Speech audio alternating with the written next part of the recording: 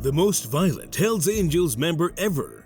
One of the most potent and deadliest motorcycle gangs in the world is thought to be the Hells Angels. The club has a lengthy and violent past, and many crimes have been committed by club members. They're a strong and deadly group that shouldn't be disregarded.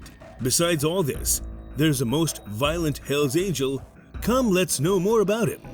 Yves Trudeau, also known as Apache and the Mad Bomber, was a contract killer, mobster, and outlaw motorbike rider from Canada. Former member of the Hells Angels North Chapter in Quebec, Trudeau played a significant role in numerous biker conflicts throughout Canadian history, including Popeye's Devil's Discipline War. He was the club's top assassin, the first motorcycle war, and the Satan's Choice Popeyes. From 1936 to 1960, Quebec experienced the Grand Norcure, commonly known as the Great Darkness. Quebec was governed by the ultra-conservative Catholic Union National Party at the time. The Quebec Society was one of the most conservative societies in North America and was exceedingly rigid. However, once the Union National was defeated by the Quebec Liberals in the 1960 provincial election, and Quebec saw profound upheavals known as the Quiet Revolution, things began to alter. Quebec went from one of the most conservative societies in North America to one of the most liberal in just 10 years. The changes that came with the Quiet Revolution was a reaction against the medieval Catholic social mores of the Grand Norcure. Quebec embraced a culture of hedonism with a significantly higher rate of illegitimate births and drug use than English Canada. Outlaw motorcycle clubs also became very popular in Quebec in the 1960s, as French-Canadian young men saw the outlaw biker culture as a symbol of freedom, rebellion, and machismo. In 1968, La Belle Province had 350 outlaw biker clubs. However, the popularity of outlaw biker clubs in Quebec came with a degree of violence and viciousness that had no parallel in the rest of Canada. With too many clubs seeking their share of the organized crime rackets, there were conflicts between different biker groups, giving Quebec the reputation as the red zone and the outlaw biker world. Crime journalist James Dubrow stated that there had always been more violence in Quebec, and even the outlaws' hitman was scared to go to Montreal. It was well known that Quebec's most dangerous outlaw biker gang was Popeye's Moto Club. As a result of NATO's reputation for carrying out horrible acts of violence, the Hells Angels became interested in them, and they eventually became Canada's first Hells Angels branch. The Montreal Maffia relied on the Popeyes to carry out their icy slang as their go-to hitmen.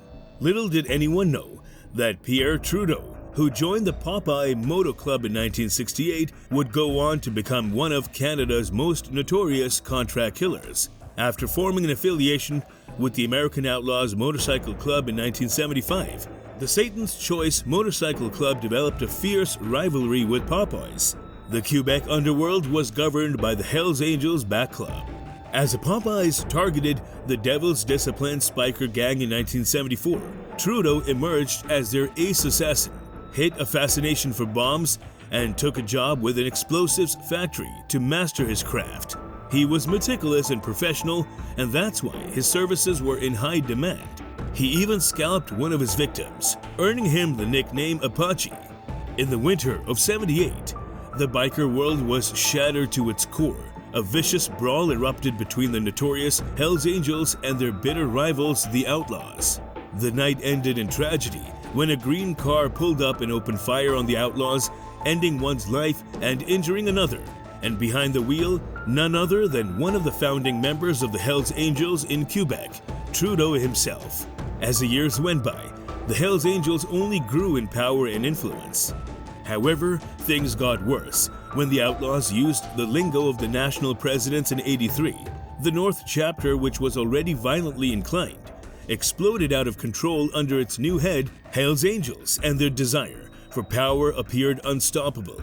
With his short hair and clean-shaven face, he was the last guy you'd think to be a violent enforcer for the Hells Angels, measuring only 5'6" and weighing 135 pounds. However, don't let outward appearances deceive you. Trudeau didn't fit the classic motorcycle image. While other angels towered over him at 6 feet and weighed between 300 to 400 pounds, Trudeau was the primary weapon. He worked closely with the West End gang a powerful Irish-Canadian group that controlled the port of Montreal and the drug trade in Quebec. Cocaine helped Trudeau become a more effective slayer by aiding with the slings. But below the cold-blooded slayer persona, Trudeau had no conscience and no regard for human life. All who came into contact with him terrified him since he was a psychotic slayer. Even though Trudeau was the Hells Angels' most successful hitman, he was still vulnerable to greed. In 1985, West End gang leader Chief Ten Allen, the Weasel Ross, made him an offer of $200,000 to get rid of the slayers, his predecessors. Trudeau received a $25,000 advance payment, but he took his own life after 2 months of trying to collect the remaining funds. Ross instructed him to obtain it from the Halifax and Sorel chapters of the Hells Angels. David Wolfe Carroll Patriot, the president of the Halifax chapter, discovered that some of Trudeau's $98,000 had been used to fund his cocaine addiction. Trudeau's death from the Halifax chapter only added to the resentment many Hells Angels already felt towards members of the North chapter. They were considered too wild and uncontrollable, often using drugs they were supposed to sell and cheating other chapters out of drug profits. The decision was made to liquidate the North chapter in what would become known as the Lennoxville Massacre. Trudeau was supposed to be at the meeting in Lennoxville on March 24, 1985. 5 members of the North chapter were shot and dumped in the St. Lawrence River, but he had enrolled in a detox program the week before. News of the massacre reached him at the center, and he received a visit from the Montreal chapter representative, who told him he was out of the club and would have to have his tattoos removed. The end was coming for Yves Apache Trudeau, one of the club's most dreaded enforcers. Trudeau learned that his motorbike and $46,000 in cash had been returned to the Hells Angels after being discharged from a rehab facility. He had to kill 2 people for the gang to get them back.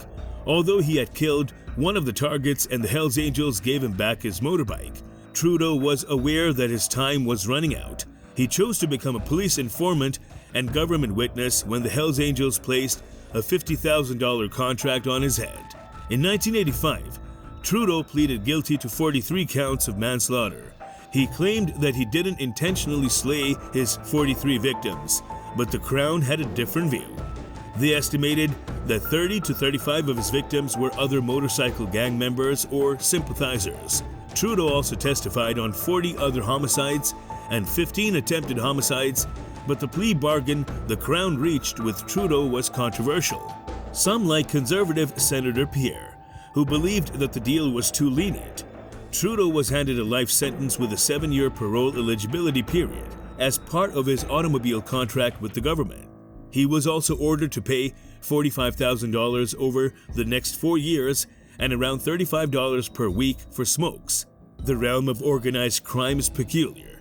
In the end, Trudeau decided to move away from that environment and seek redemption through his collaboration with the authorities. In that world, violence and betrayal are commonplace, and there are no second chances. Though he would have to bear the consequences of his choice for the rest of his life, it may have saved his life.